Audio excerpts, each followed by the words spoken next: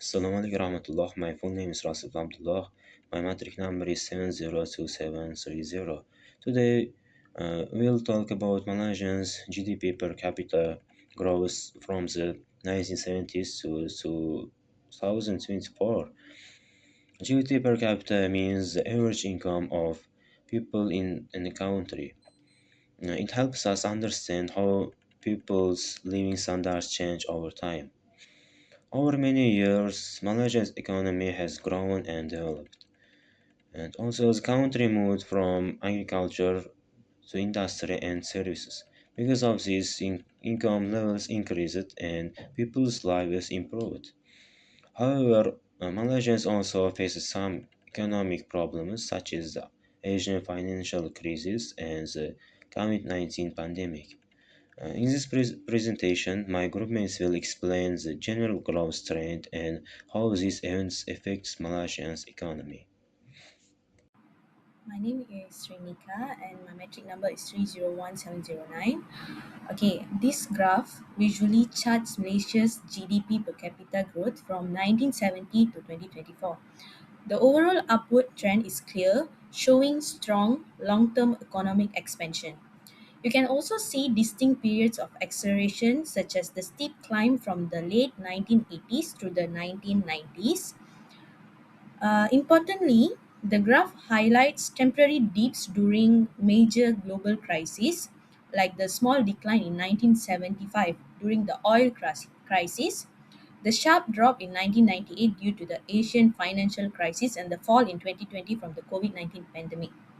Each time the line quickly resumes its upward path, demonstrating the resilience and recovery of nation's economy.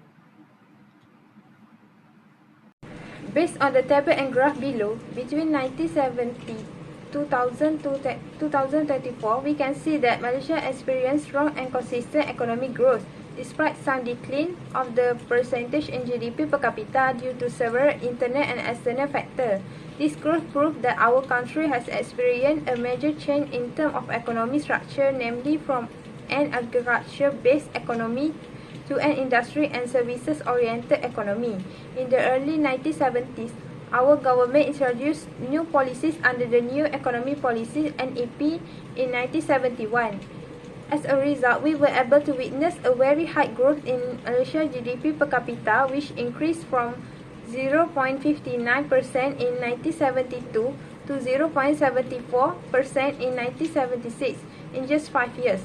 This growth also driven by increasing investment in the manufacturing sector, which had opened up many job opportunities for the people, especially in the major city in our country. However, our country GDP per capita experienced a slight decline in 1975, which decreased to 0.67. This decline was caused by the world oil crisis that hit the world from 1973 to 1975, which directly affected the performance of the global economy.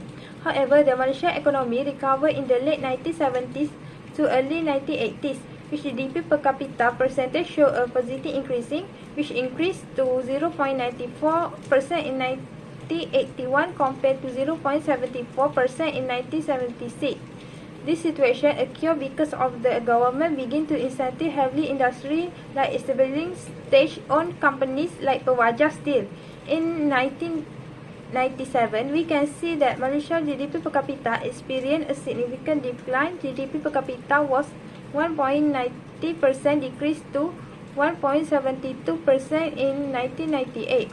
This situation occurred to the Asian financial crisis that occurred from the 1997 to 1998, which had a direct impact on Malaysia's GDP per capita. However, the Malaysian government took drastic steps to restore this situation. As a result, the country's GDP per capita increased from 1.72% in 1998 to 1.88% in 2000. Okay, now I'm going to talk about the GDP growth analysis from 2001 to 2009. Recovery followed, and from 2001 to 2008, Malaysia entered another growth phase. Strong global demand for our exports, especially electronic components, petroleum, and palm oil, combined with high commodity prices, drove steady progress. By 2008, we had reached 2.40%, a peak just before the next global storm. That storm hit in 2009, the global financial crisis. While we experienced a dip to 2.31%, the impact was relatively brief. Swift government stimulus and a recovering global trade environment helped us rebound quickly. Okay. Now let's talk about the GDP growth analysis from 2020 to 2024. Then came to 2020 and the unprecedented COVID 19 pandemic. Global lockdowns collapsed demand and our GDP per capita fell to 3.18%. This was a health crisis that became an economic crisis, affecting every sector and household. Which brings us to 2024, where we stand at 3.71 percentage. 2024 is where the post-pandemic recovery occurs, and this recovery fueled by fiscal support packages, pent-up consumer demand, and a rebound in exports, and it shows our economics enduring resilience. Thank you. It's called Shipe. My matrix number is 296217. Now I've talked about the factors that influence Malaysia's GDP growth. The first is the government policies and economic structure, which is NEP. The introduction of new economic policy NEP in 1971 played a crucial role in shaping Malaysia's long-term GDP growth, and the policies aim to reduce poverty and restructure society, weakening the link between ethnicity and economic activities. NEP also encouraged economic diversification, shifting Malaysia from an agriculture-based economy towards industrialization, particularly in sectors such as oil palm and manufacturing. During these early implementations of NEP, GDP growth exceeds 6% per annum, accompanied by rising income levels and declining poverty rates.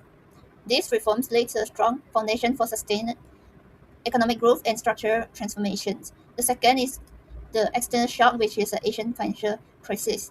Prior to the crisis, Malaysians experienced rapid growth, averaging around 9% annually with low unemployment. And this crisis caused a sharp contractions in GDP, currency depreciation, and a collapse in stock market performance. The key sectors such as manufacturing and construction suffer severe declines while the unemployment and poverty rates increase. So government interventions, including exchange rate controls, help restore economic stability and confidence. This crisis exposed financial vulnerabilities and led to long-term institutional and financial reforms. For the third one is the foreign direct investment (FDI) and export-led growth. The foreign direct investment has been a major driver of Malaysia's GDP growth through industrial expansions and export-oriented strategies. And investment in manufacturing enhanced employment, productivity, and technological capabilities. Integrations into global trade networks strengthen supply chain, particularly in sectors such as electronics, petroleum, and palm oil. Rising export revenue and commodity price supports infrastructure development and public investment. FDI also contributed significantly to long-term economic growth and competitiveness. The fourth is the COVID-19 pandemic. The COVID-19 pandemic caused significant economic disruptions, including reduced output, investment, and trade. The MCOs negatively affected private consumptions, SME, and manufacturing activities. Border closures and supply chain disruptions slowed export performance and industrial production. The pandemic highlighted Malaysia's vulnerability to global shocks. It also underscored the importance of economic resilience, digital transformations, and adaptive policy response for future growth. Hello, my name is Preeti. My metric number is 306178. For my first slide, I will explain about 11th Malaysia Plan, also known as RMK11, which was implemented from 2016 to 2020. The main theme of this plan was anchoring growth on people. This means the government focused on ensuring the economic growth directly benefit to people. Under RMK11, productivity and business competitiveness were improved by encouraging the use of technology, innovation, and research and development. Small medium enterprises or SMEs were strongly supported to help them grow and compete in both local and international markets. Human capital development was also a major priority. The government expanded technical and vocational education and training or TVET and improve education quality so that Malaysians could gain skills relevant to industry needs. In addition, infrastructure such as transportation and digital connectivity was developed to reduce regional inequality. Overall, RMK11 aimed to create inclusive and sustainable growth, where economy progress improved and quality of life for all Malaysians. For my second slide, I will discuss the 12th Malaysia Plan or RMK12, which covers the period from 2021 to 2025. This plan was introduced in response to the economic challenges caused by the COVID-19 pandemic. RMK12 focuses on resetting the economy and strengthening Malaysia's long-term resilience. One of the key priorities in digital transformation, initiatives such as My Digital encourage businesses to adopt digital technologies, expand e-commerce, and create high-value digital jobs. Sustainability is another important focus under RMK12. The government promotes green growth, renewable energy, and environmentally responsible practices to ensure long-term economic and environmental sustainability. Human capital development continues to be emphasized through upskilling and reskilling programs, especially for high-tech knowledge-based industry. Overall, RMK12 aims to build a resilient, sustainable, and knowledge-based economy for Malaysia's future. To conclude, Malaysia's GDP per capita has increased from the 1970s until 2024. This shows that Malaysia's economy has grown over a long period of time. Even though there were difficult times such as economic crisis and also the pandemic, Malaysia was able to recover. These events caused short-term problems, but the economy can continue to grow in the long run. Overall, Malaysia's GDP per capita growth shows economic strength and progress. It also shows the importance of good economic planning for a better future.